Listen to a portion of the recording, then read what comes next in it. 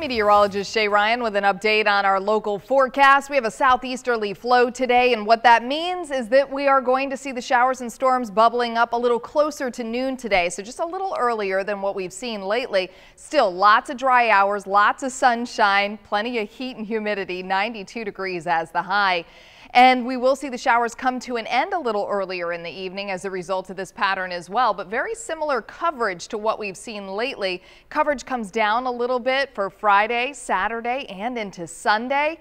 Yeah, looking like a fantastic weekend ahead. We will have rain chances both in the morning and in the afternoon, but the coverage is going to be quite low.